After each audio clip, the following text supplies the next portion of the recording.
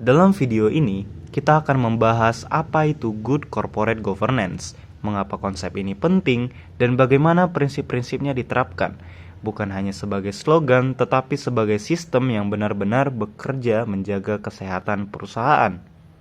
Pertama, mari kita lihat asumsi umum yang sering salah. Banyak orang menganggap bahwa GCG adalah sekedar kepatuhan formal, seperti membuat komite audit atau menerbitkan laporan tahunan yang rapi. Padahal, jika GCG dipahami sebatas ritual administratif, ia kehilangan fungsi utamanya, seperti mengandalkan kekuasaan, meminimalkan konflik kepentingan, dan memastikan perusahaan dikelola untuk kepentingan jangka panjang. Jadi, GCG bukan soal dokumen, tetapi mekanisme kontrol. Namun, apakah GCG benar-benar efektif? Kenyataannya, banyak perusahaan runtuh bukan karena pasar, tetapi karena tata kelola yang buruk. Seperti pengambilan keputusan tertutup, dominasi pemegang saham mayoritas, atau manipulasi informasi.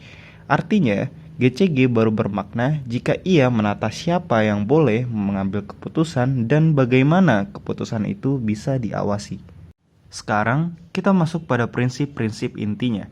Terdapat 5 prinsip utama, seperti transparansi, akuntabilitas, responsibilitas, independensi, dan fairness. Namun, prinsip-prinsip ini tidak lebih sekedar definisi textbook. Yang pertama, transparansi.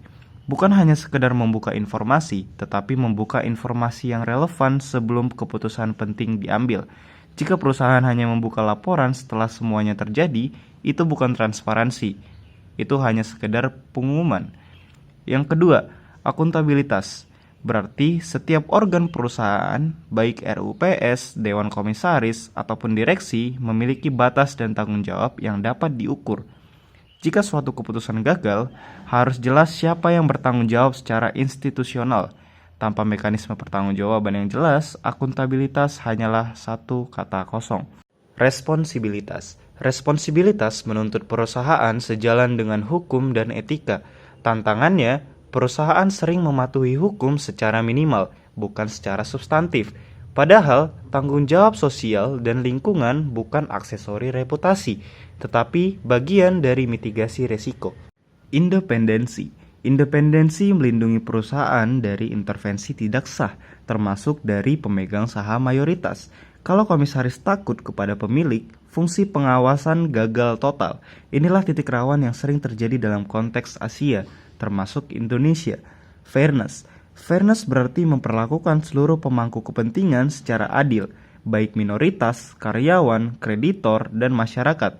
Tanpa fairness, perusahaan mungkin untung dalam jangka pendek, tetapi kehilangan legitimasi jangka panjangnya. Sekarang, mari kita tarik ke level yang lebih realistis. Apa tantangan penerapannya? Tantangan terbesar bukan pada konsep, tetapi pada insentif. Jika insentif direksi dan komisaris tidak selaras dengan tujuan jangka panjang, GCG cenderung hanya formalitas. Mekanisme pengawasan internal juga mudah mandul jika tidak didukung transparansi data dan kekuatan komite yang benar-benar independen. Selain itu, kita perlu melihat bias yang sering tidak kita sadari. Kita cenderung percaya bahwa semakin banyak aturan berarti semakin baik.